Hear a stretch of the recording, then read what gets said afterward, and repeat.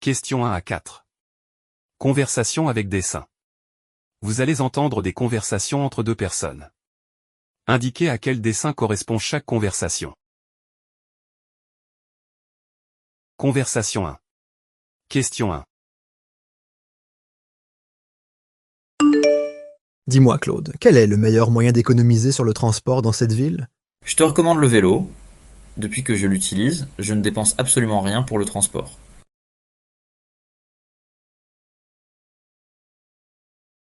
Conversation 2. Question 2.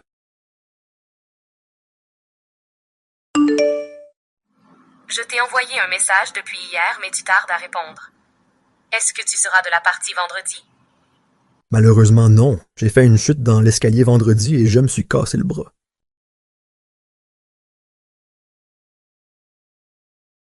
Conversation 3. Question 3. Salut Stéphanie. Je t'appelle pour te proposer de passer le week-end avec moi. On pourra faire du parapente. C'est très passionnant. J'adore faire ça. On se retrouve à quelle heure?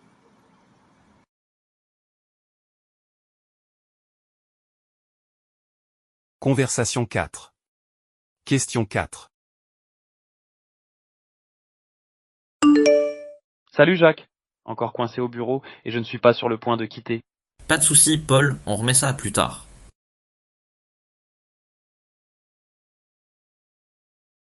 Question 5 à 8. Annonce publique. Vous allez entendre des annonces publiques. Écoutez chacune des annonces et répondez à la question. Annonce 1. Question 5.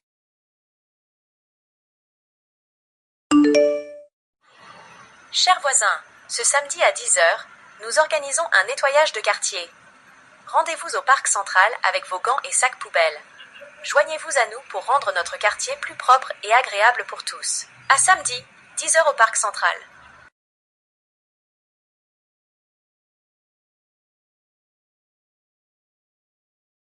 Annonce 2. Question 6. Chers visiteurs, un portefeuille marron a été retrouvé dans la section des livres jeunesse. Si vous avez perdu cet objet, merci de vous rendre à l'accueil pour le récupérer. Merci de votre attention.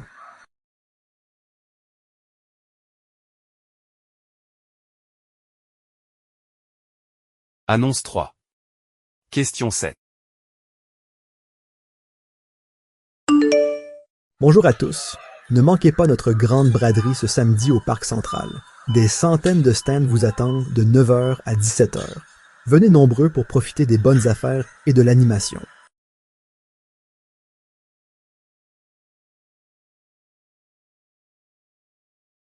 Annonce 4. Question 8.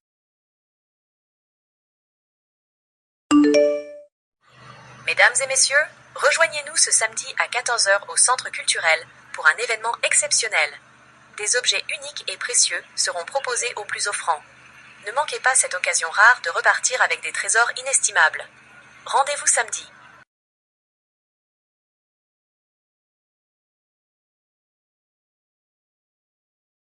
Question 9 à 14. Message sur répondeur téléphonique. Vous allez entendre des messages sur répondeur.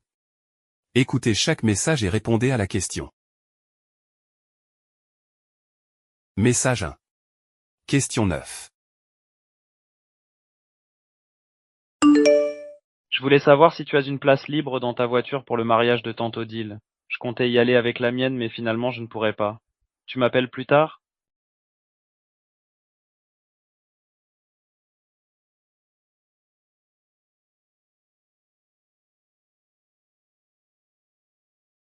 Message 2. Question 10. Salut Gladys. Juste pour te dire que j'ai passé une super soirée hier avec François. La nourriture était délicieuse et l'ambiance géniale. On doit absolument y retourner ensemble bientôt. Je suis tellement comblée.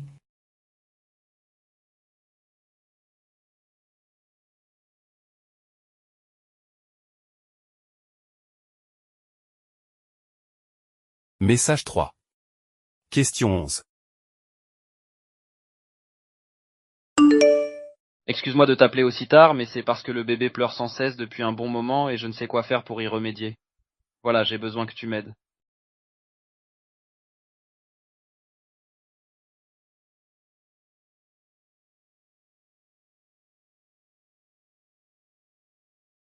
Message 4. Question 12. Cher abonné, vous êtes préoccupé par votre consommation d'électricité? Nous avons une solution pour vous. Optez pour notre service de suivi personnalisé avec le compteur Linky. Il vous permet de surveiller en temps réel votre consommation et d'identifier les économies possibles.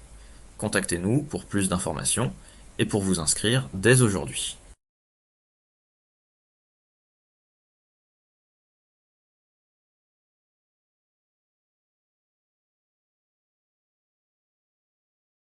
Message 5. Question 13. C'est ton vieil ami. Juste pour t'informer que je ne fais plus partie des effectifs de la société ATS. On se voit bientôt pour en discuter. À bientôt.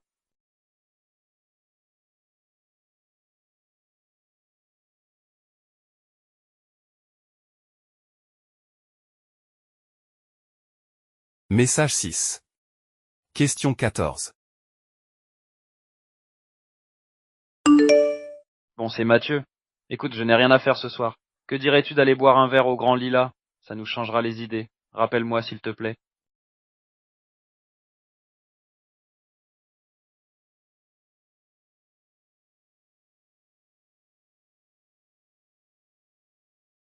Question 15 à 20. Micro-trottoir. Micro-trottoir 1. Vous allez entendre 3 personnes répondre à la question suivante. Êtes-vous favorable à l'interdiction de plats carnés dans les cantines scolaires de la ville? Indiquez si la personne interrogée A. Est favorable. B. Est favorable sous certaines conditions. C. Est défavorable. D. Ne se prononce pas. Personne 1. Question 15. Écoutez, moi je suis limitée financièrement, mais mes enfants mangent convenablement à la cantine de leur école. Donc cette mesure est un coup de massue pour moi.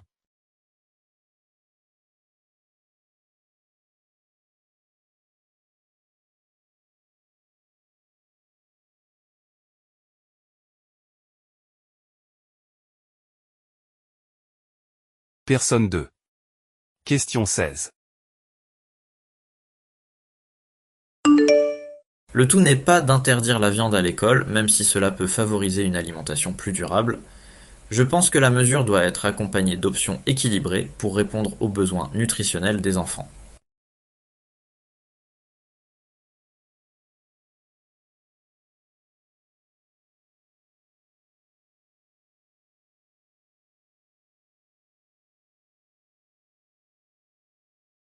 Personne 3.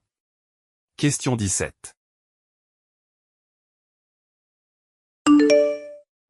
Interdire la viande dans les cantines scolaires, c'est bafouer les préférences alimentaires de tous les enfants et n'oublions pas les carences nutritionnelles. Pour moi, ça reste à revoir.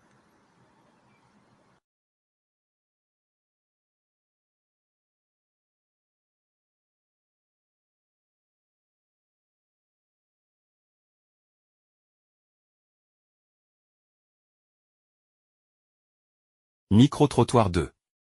Vous allez entendre 3 personnes répondre à la question suivante. Estimez-vous qu'il soit plus difficile de se faire de l'argent aujourd'hui qu'il y a 20 ans? Indiquez si la personne interrogée A. Estime que c'est plus difficile. B. Estime que c'est plus facile. C. Estime que les défis sont les mêmes. D. N'a pas d'avis sur la question. Personne 1. Question 18. Beaucoup de choses ont changé. Moi, je pense qu'il est effectivement moins évident de se faire de l'argent aujourd'hui qu'il y a 20 ans, en raison de l'augmentation du coût de la vie, de la concurrence accrue et de la précarité de l'emploi.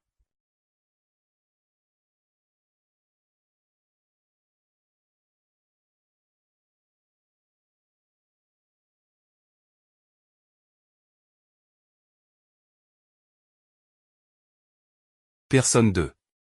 Question 19. C'est vraiment une question intéressante. Je pense que se faire de l'argent aujourd'hui est comparable à il y a 20 ans. J'explique cela par le fait que les défis ont évolué avec le temps. Mais les opportunités ont aussi augmenté, ce qui équilibre les difficultés rencontrées.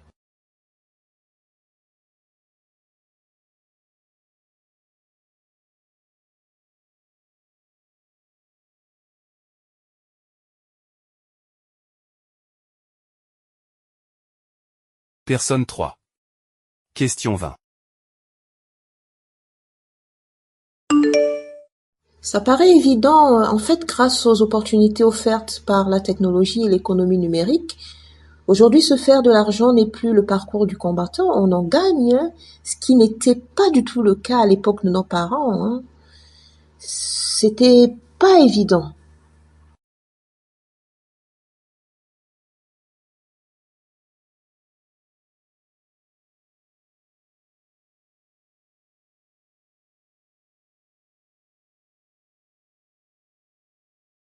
Question 21 et 22. Chronique radio. Vous allez entendre 2 chroniques diffusées à la radio. Écoutez chaque chronique et répondez à la question. Chronique 1. Question 21.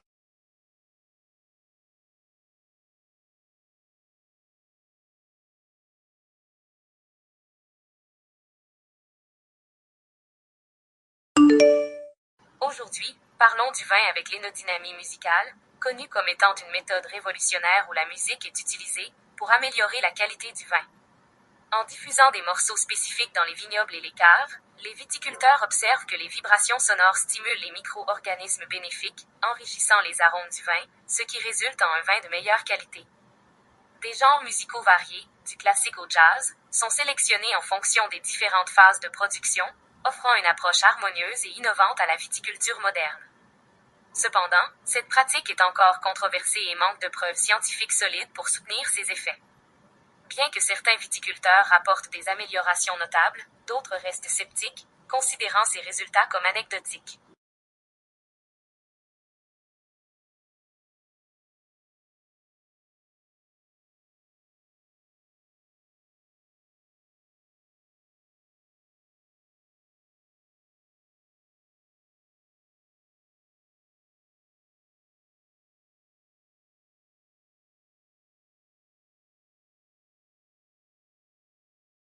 Question 22. Chronique 2.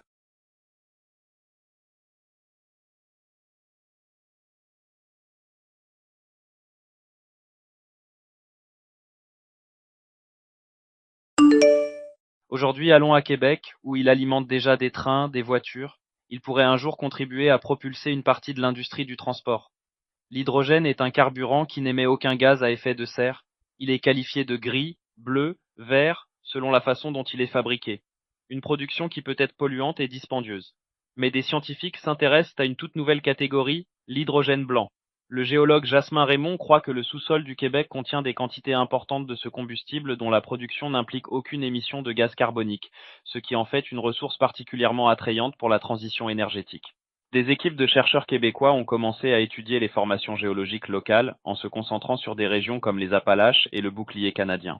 L'objectif est d'identifier les gisements potentiels d'hydrogène blanc et d'évaluer la faisabilité de leur exploitation à grande échelle. Selon les premières estimations, ces réserves naturelles pourraient non seulement répondre à une partie des besoins énergétiques de la province, mais aussi positionner le Québec comme un leader mondial dans le secteur de l'hydrogène propre.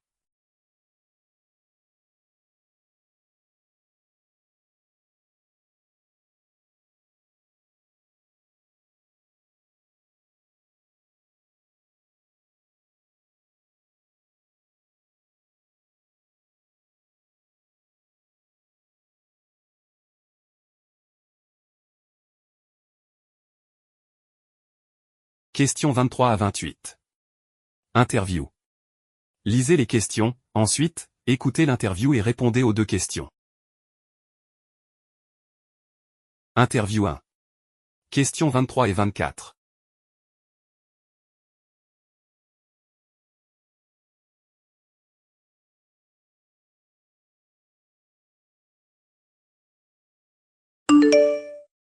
Bonjour, Madame Brochu. Bonjour. Alors, on sent que les employés demandent plus, qu'il y a de plus en plus d'attentes de leur part. C'est ce que vous notez dans votre rapport. À quel point est-ce que les employés vont avoir le gros bout du bâton, les candidats pour l'an prochain? Je pense que cette tendance va continuer à se confirmer. Comme vous l'avez mentionné, les emplois sont nombreux, les candidats moins nombreux, donc ils ont l'embarras du choix. Ils vont rechercher de la flexibilité, ils vont chercher des emplois qui vont leur permettre de pouvoir continuer à se former, qui vont leur permettre d'évoluer dans un milieu sain et bienveillant. Donc, ils gardent le gros bout du bâton pour l'année prochaine, certainement. Quelles sont les demandes les plus fréquentes? Est-ce que c'est le salaire? Je vous dirais que le salaire tombe en 3e place. Oui. Ce qui est le plus important chez les candidats, c'est vraiment une flexibilité. Donc, pouvoir jongler vie sociale, familiale et professionnelle.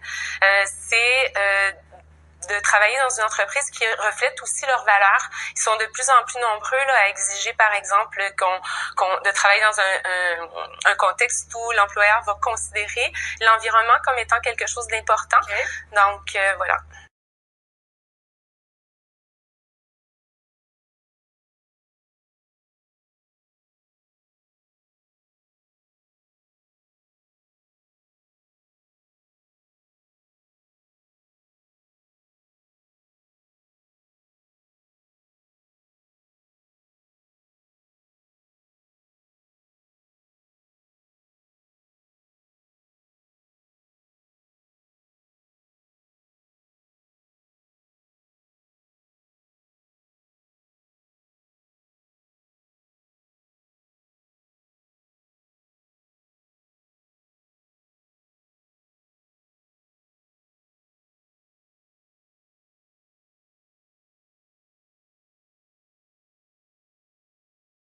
Interview 2. Questions 25 et 26.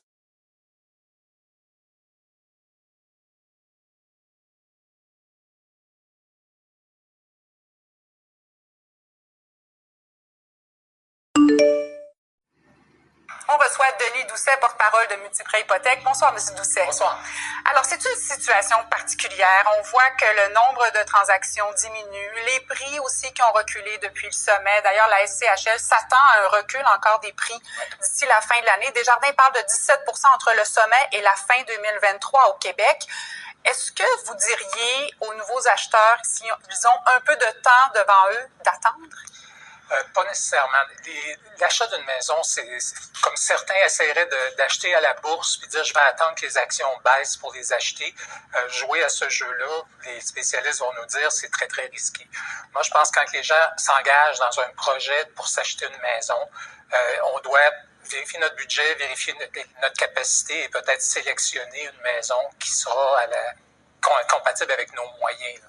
Justement, cette capacité d'emprunt, à quel point est-ce que les préautorisations qu'on peut obtenir des institutions financières tiennent compte de l'augmentation du coût de la vie, des autres dépenses qu'on peut avoir? Est-ce qu'on doit se fier à ça, aller jusque-là?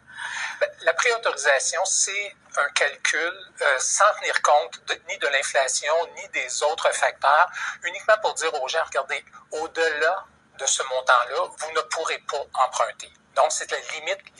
Mais c'est un des indicateurs. Mais les gens doivent faire un exercice budgétaire, se faire conseiller, soit par un courtier hypothécaire, par un conseiller en finances personnelles, mais essayer de voir avec leur budget et ce qu'ils peuvent anticiper comme frais supplémentaires.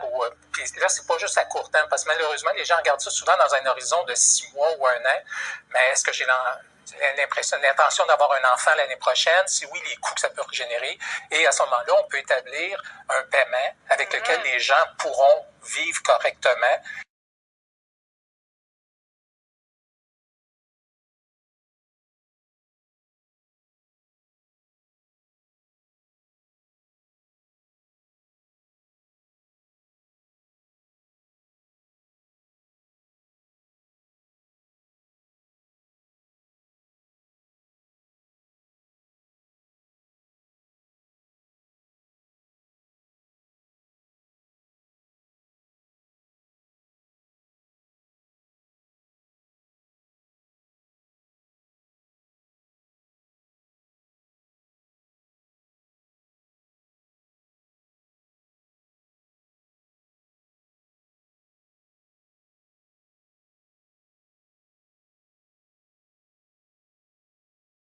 Interview 3. Questions 27 et 28.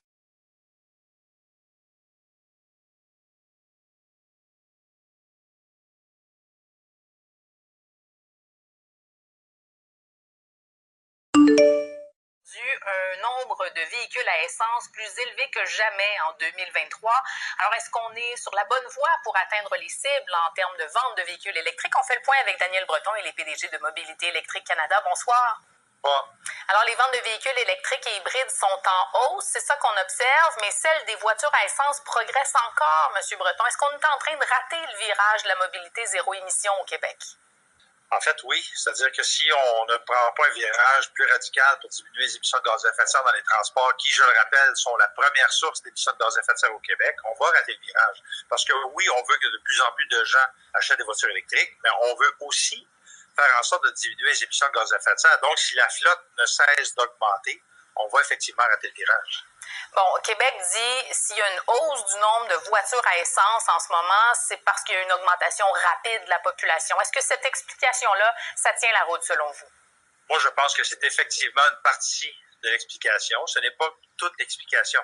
Écoutez, il faut pas oublier que lorsqu'on regarde l'annonce qui a été faite par le gouvernement du Québec dans le dernier budget, comme quoi il voulait cesser de subventionner l'acquisition de véhicules électriques, tout en ne décourageant pas l'achat de véhicules à essence, dont des véhicules à essence énergivores.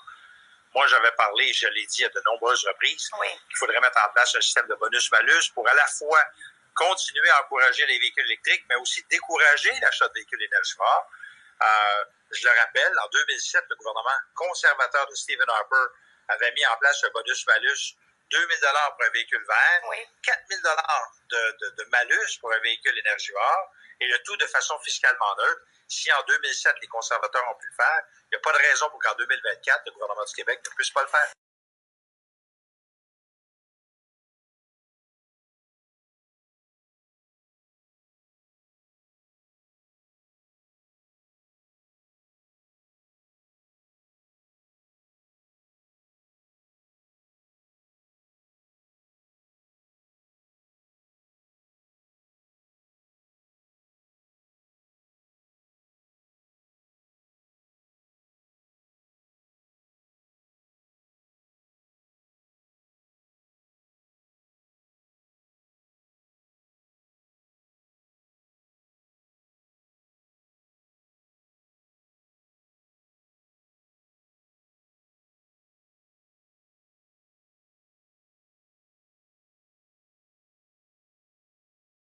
Questions 29 et 30.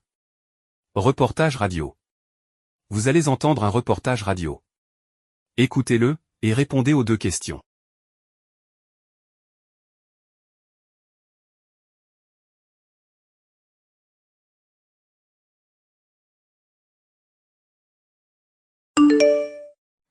Seule province francophone au sein d'une Amérique du Nord anglophone, le Québec s'interroge sur son identité depuis des siècles. L'arrivée récente d'immigrants venus des quatre coins du monde rend cette question brûlante d'actualité. L'étude d'une sociologue sur le nouveau cours d'éthique et de culture religieuse relance le débat. Joël Quérin dénonce le multiculturalisme du programme. C'est vraiment l'idée selon laquelle il n'y a plus de culture commune, il n'y a plus d'identité nationale, il n'y a que des cultures les unes à côté des autres. Est-ce que c'est le rôle de l'école d'enseigner le multiculturalisme pendant 10 ans? Alors qu'au Québec, en très grande majorité, les gens sont contre le multiculturalisme. La grande majorité de la population propose un autre modèle d'intégration qui est celui d'une intégration des nouveaux arrivants à une culture fondatrice. Inquiet, le Parti québécois, qui lutte pour un Québec indépendant, a d'abord réclamé le retrait du cours avant finalement de prôner un comité parlementaire sur la question. Les concepteurs du programme soutiennent pourtant que le catholicisme et le protestantisme pratiqués au Québec ont la prépondérance sur les autres courants religieux enseignés aux élèves. Le philosophe Luc Bégin. Ce n'est pas un déni de soi, c'est une affirmation, un appel à une affirmation davantage solide, fondée de ce que l'on est. Bien entendu, ça peut avoir des impacts sur l'identité québécoise. À partir du moment où la société québécoise s'ouvre à l'immigration comme elle le fait maintenant, on ne peut pas penser qu'il n'y aura aucune modification de cette identité québécoise. Mais l'identité, c'est quoi? C'est quelque chose qui est constamment en mouvement. Selon le concepteur du programme, les enfants apprennent à dialoguer avec les autres et à éviter les préjugés. Jean Simon suit le programme à l'Institut Saint-Joseph de Québec. Si jamais on voit quelqu'un de différent, mettons une autre religion, on va être préparé, on le rejettera pas parce qu'on veut savoir pourquoi il est comme ça. On va comprendre pourquoi il est pas comme nous, pourquoi il y a des opinions contraires aux nôtres. Même si quelqu'un nous demande quelque chose, faut rester comme on est, faut continuer à croire ce qu'on veut croire, puis faut pas se laisser influencer. Cet appel à l'ouverture n'inquiète pas que les francophones. Des immigrants ont peur aussi que leurs enfants s'assimilent trop vite à la culture québécoise. Pascal Guéricola, Québec, RFI.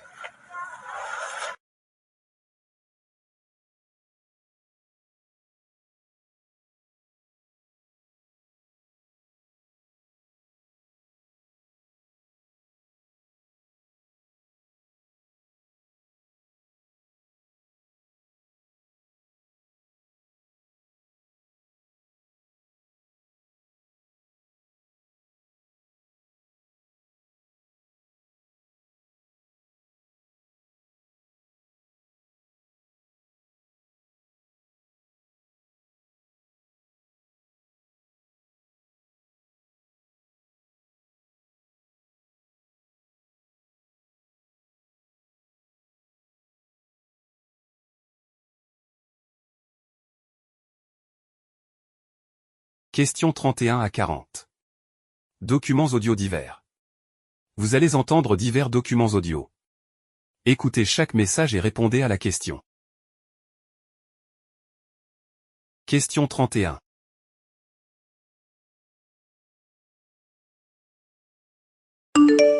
On voit de moins en moins d'argent comptant dans l'espace public, il y a de plus en plus de commerces qui le refusent. Et ce que me dit Alexandre Plourde d'Options Consommateurs, c'est que les banques, elles, veulent se diriger vers un système comme ça parce que l'élimination de l'argent comptant, ça représente énormément d'avantages pour les banques.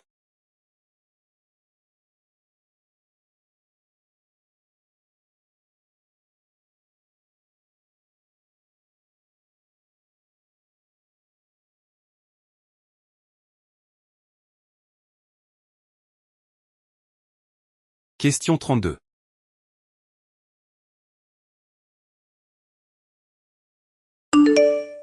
La technologie est en plein essor au Nigeria. Des étudiants en génie mécanique et diplômés de l'université de Lagos ont fabriqué une voiture électrique. Avec du matériel récupéré au niveau local, ils ont pu mettre sur pied ces moyens de locomotion. L'objectif de Fola Jumi et ses amis est de pousser les autorités du Nigeria à promouvoir les voitures électriques, ce qui pourrait, selon ces étudiants, contribuer à la réduction des émissions de carbone dans l'atmosphère.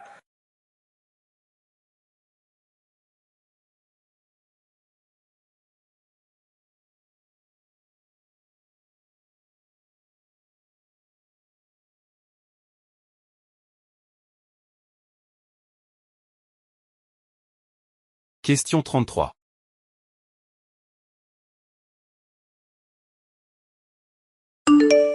C'est un paradis naturel oublié, du moins qui ne figure plus sur les catalogues des tour operators.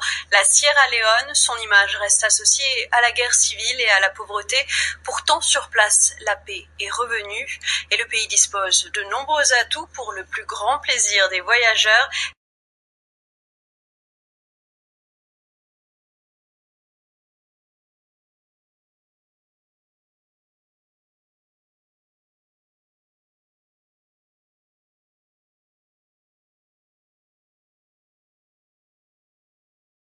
Question 34.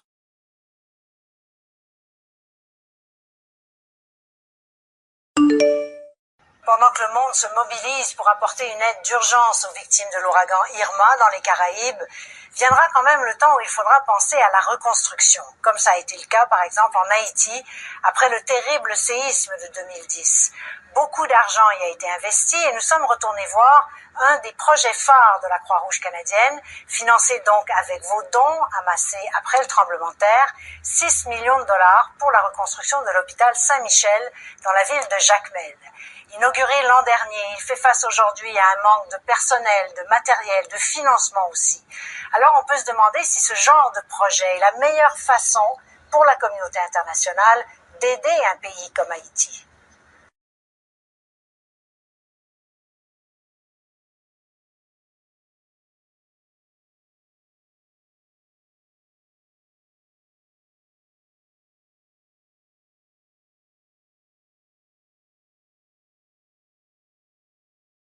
Question 35.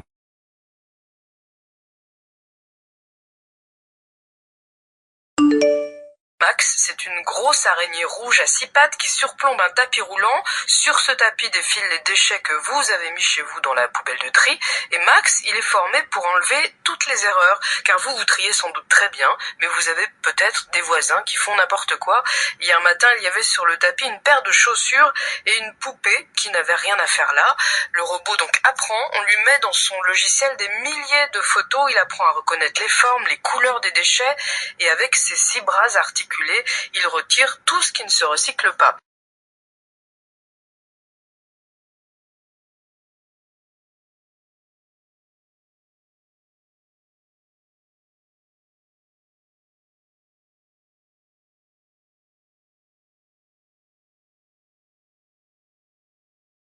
Question 36.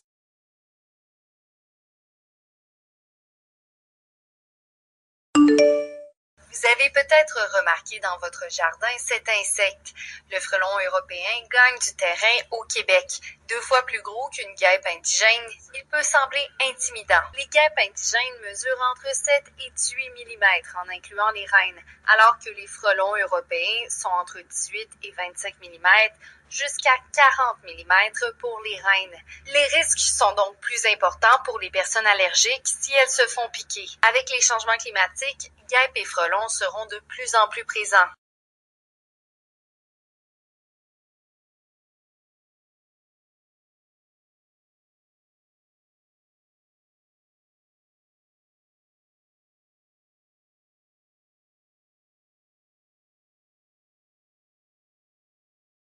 Question 37.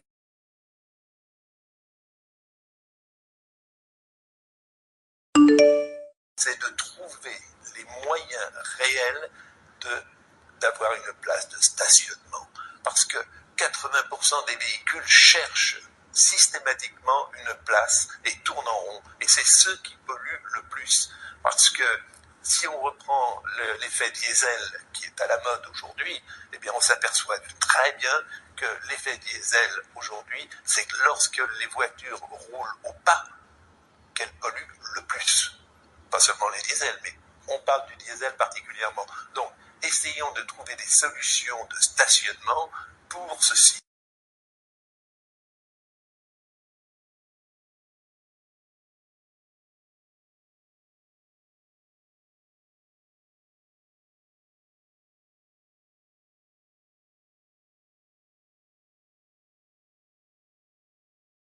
Question 38.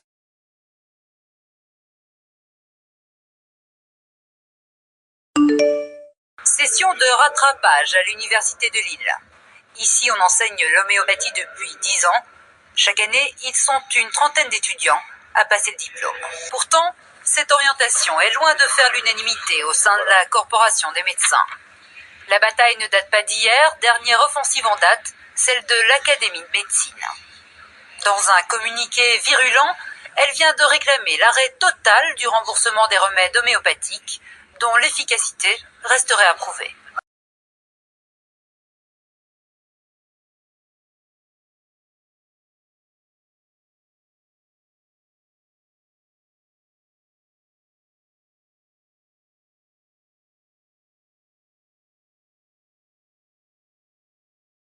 Question 39.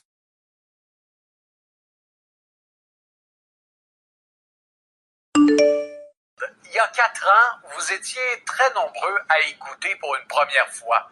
Et pour plusieurs, ça a été un véritable coup de foudre. Le télétravail.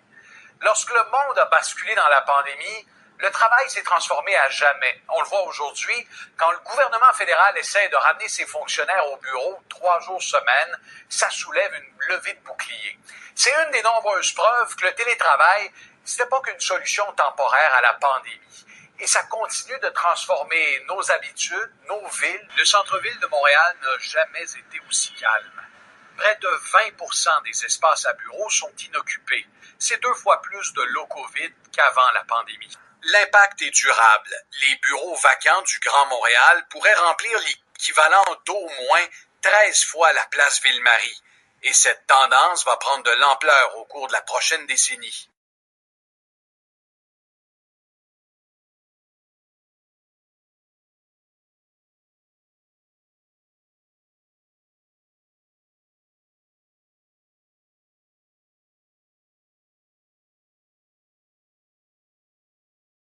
Question 40.